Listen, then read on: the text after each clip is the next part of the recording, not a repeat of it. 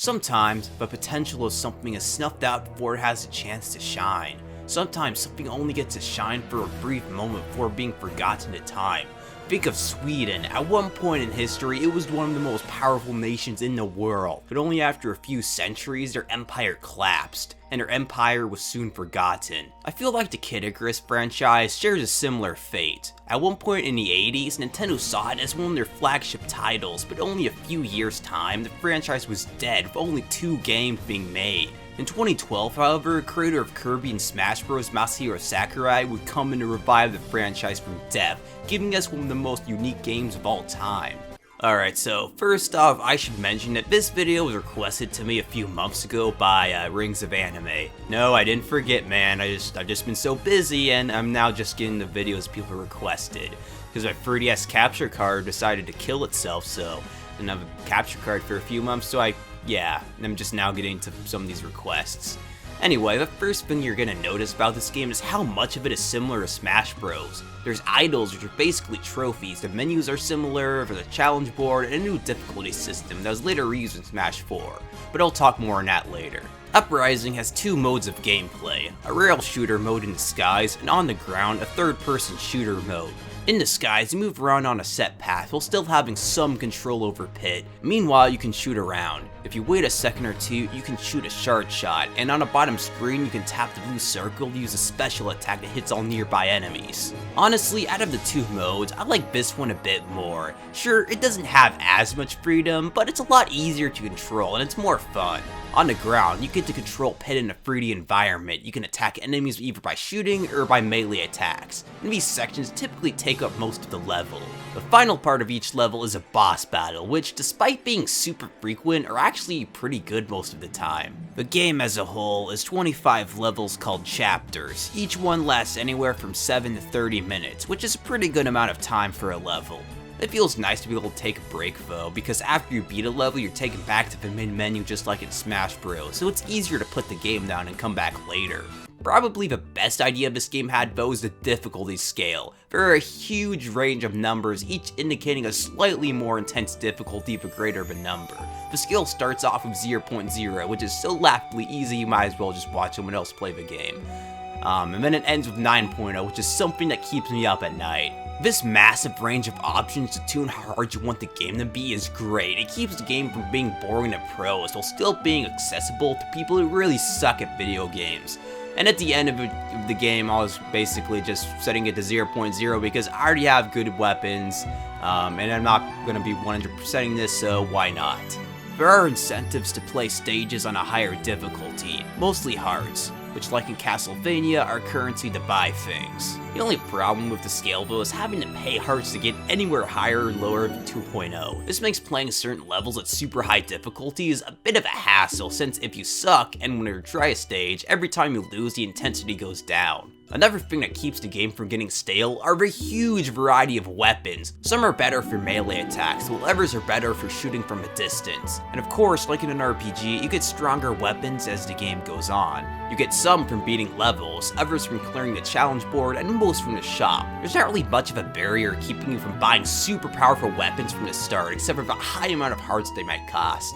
So if you want to beat Chapter 2 with a super powerful weapon, there's nothing to stop you, just have to beat Chapter 1 over and over again to get enough hearts. You can also sell certain weapons too, but they sell for so little that it's honestly not even worth it. Another option is fusing weapons, which is cool, and it's a way to get stronger weapons out of weaker ones. And lastly, there is an equip screen for abilities, like health recovery and armor. You can use them in ground missions by selecting them on the bottom screen, and they come in handy from time to time. So, in conclusion, the gameplay of Kid Icarus Uprising is very unique and it works very well. There's a huge variety of areas that don't last too long, but they get stale, a huge variety of customization of weapons and powers, and a great difficulty meter that gives a huge amount of options to the player depending on their skill level. The gameplay is just perfect. Almost that is, because there is one fatal flaw that can be a bother: the controls. Now, as you know, the original models of the 3DS only have one circle pad, and this game came out in 2012, before the new 3DS came out. So to aim, you used a touchscreen to move the cursor, which makes playing the game a bit awkward, especially for left-handed people. So there is even a device made for this specific purpose, the Circle Pad Pro. but just playing this game with only one hand doesn't feel right. So if a game came with a stand to place your 3DS on, which I would 100% recommend getting if you're ever thinking of buying this game. Even with the stand though, it still feels a bit uncomfy. Typically, I like to play games while lying down, but here I've been having to sit up upright to play it, and in the space I'm playing this in right now, it kind of hurts my back after a while.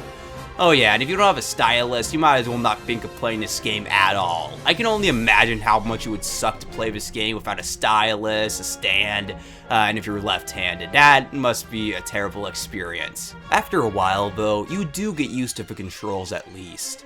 And to be honest, using the touchscreen to aim actually gives a very precise and fluent control that using a right stick could never accomplish.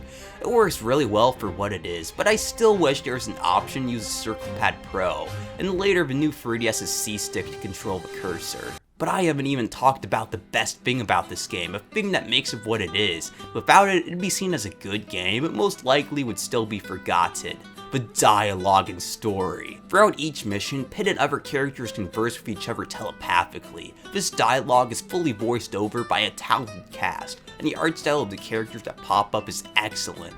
In fact, a lot of 3DS games use this style for their games, most notably Fire Emblem, but I should point out that was something going on in the franchise for quite a while, and Uprising had nothing to do with it. Anyway, I'm glad that a lot of 3DS titles use this format to compensate for the technical limitations of the 3DS. They look way better than if they're 3D models. As for the dialogue itself, it's excellent. There's a great amount of humor, but not too much where you don't take the game seriously. Each character also has a unique and well-written personality.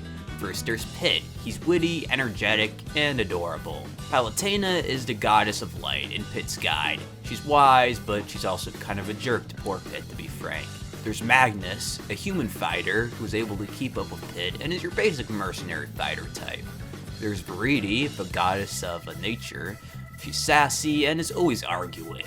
When Pit tries to destroy a mirror, it creates an alternate version of himself, Dark Pit, also known as Pitu, although he hates being called that. He represents Pit's secret desires, and he's the angsty emo character type. One character though blows everyone else out of the water. Hades. He's one of the best villains in Nintendo history. At first, you're led on to believe Medusa's the main villain, just like in the first Kid Icarus, and the first 9 levels of the game lead up to a fight with her. After beating her, the credits roll, but then all of a sudden, this happens. Now wait just a second. Huh? Did you hear something?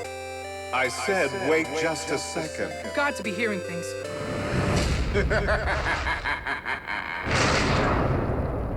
Hades? Who's Hades? The true master of the underworld.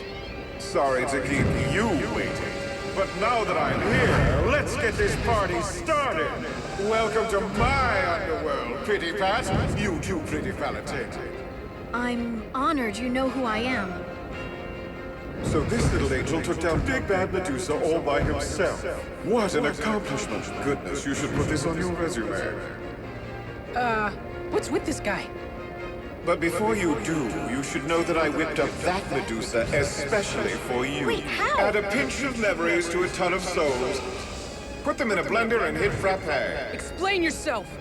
Her thirst for revenge was so great it seemed a shame to let it go to waste. Oh, Pretty Palutena, you must have done a real number on her. I won't deny that. She's old news, and old news bores me. We must look to the future. That future is me, the true leader of the underworld. Next to me, little Miss Medusa's going to look like a sweet, cuddly bunny. No, this can't be happening.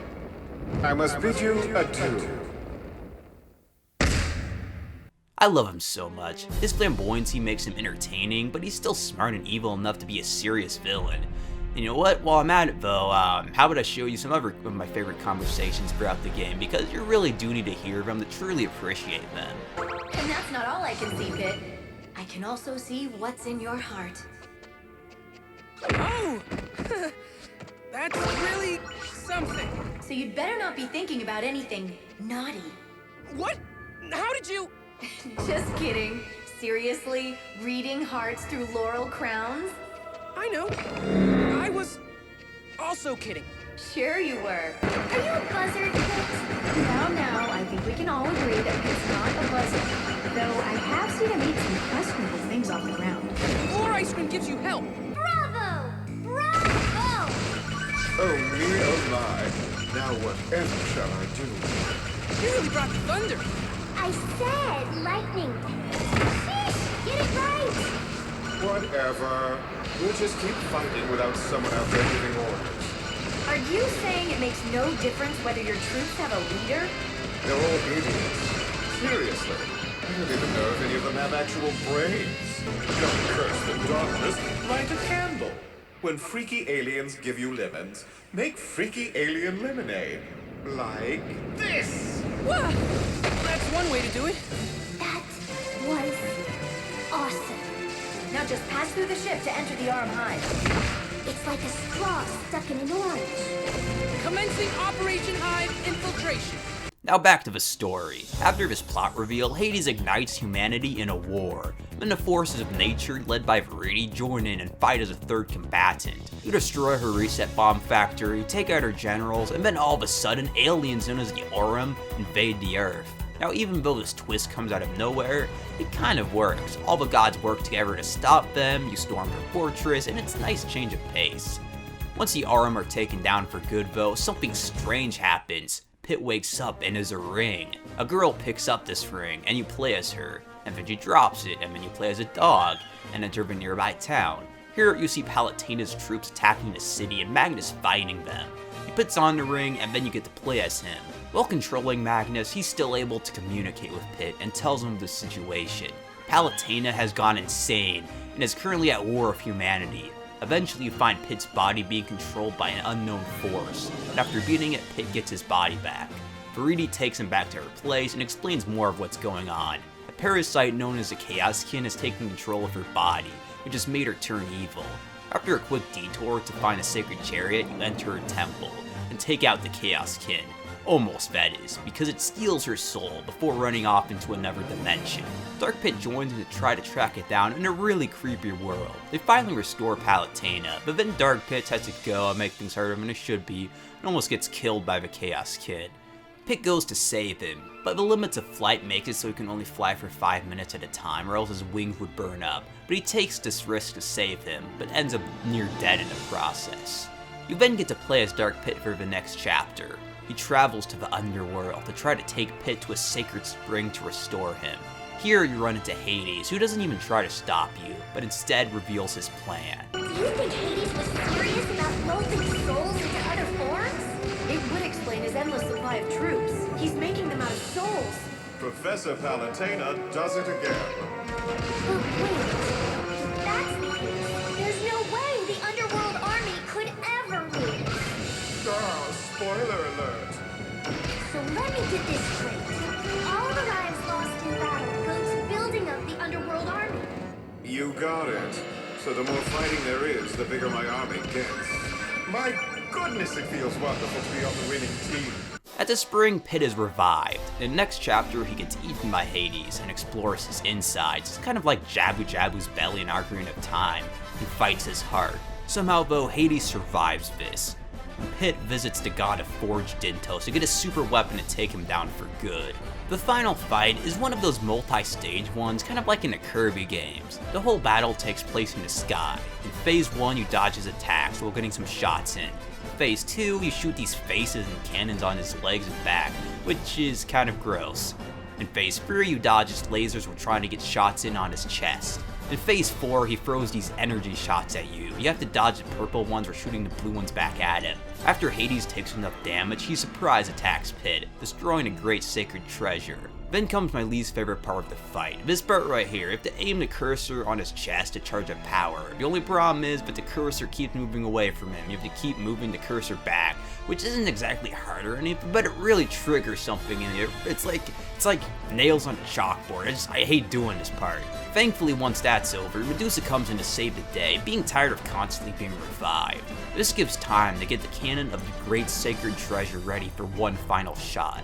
In the final phase of the fight, Hades gets enraged, finally looking like the fear-inducing god he is. All you have to do for this phase is just wait long enough, dodge his shots, and then Palatena charges up the beam, and the battle is won. Afterwards, Pit flies around, celebrating his victory, while Verity is arguing with him. And then the ending credits are like a lot of other games, where you get to see everything that happened in the game. throughout the story, which is pretty cool.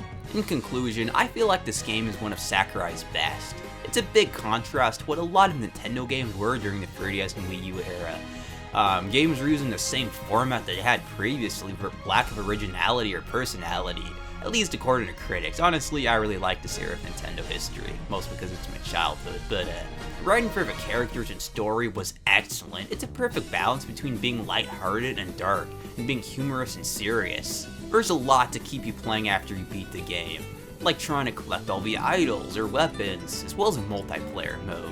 The levels are all very distinct from one another, with a perfect length, well, for the most part at least. I love how players are able to play at their own pace, and it and some other features were later used in Smash 4.